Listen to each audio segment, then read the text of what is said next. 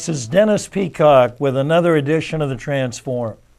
You know, most of what I have done on an international level over the years is dealing with leaders, either civil leaders or business leaders or church leaders or whatever, and really focused on teaching principles and working on how we can bring those leaders together, especially on local community projects. But as the crisis that we're in globally shifts, part of what I'm involved in and see as an absolute necessity is that we begin to actually put forth policy requirements, especially on those in civil office. And we have started talking about the necessity of a constitutional test, or a test rather on those who are running for any federal office or appointment, that they have to pass an examination of a detailed knowledge of the United States Constitution.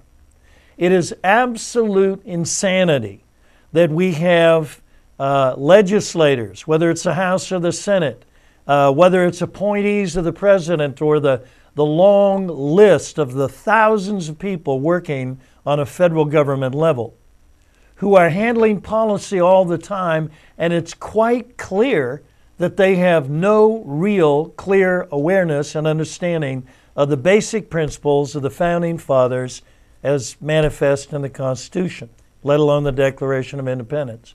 Now, a lot of that is driven by the fact that evolution basically made history irrelevant.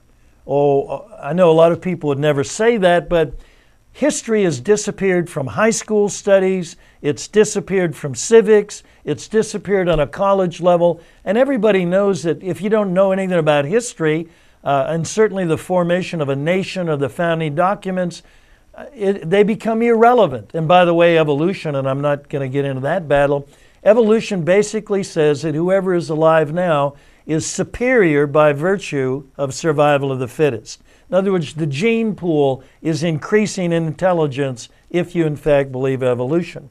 And it really has undercut history and played a significant role in the dumbing down of people, certainly in Western civilization. Now, if we're going to have people who are making decisions that affect our lives in such an obvious way as the last 2 years have made manifest in this financial crisis, we need to hold them accountable and responsible, that they have a working knowledge of the United States Constitution. That really does three things. It holds the government accountable to the Constitution. It holds the three branches accountable to the Constitution, three branches of government, and it forces the education of the citizenry. We need a political context where the decision-making process is governed by the perimeters of the founding documents and the regulation and philosophy of government that was mandated to us by that Constitution. This is Dennis Peacock for the Transform. We've got to move beyond just community development.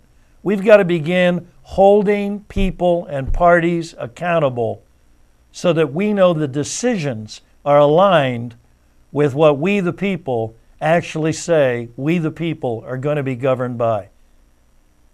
I look forward to our next discussion.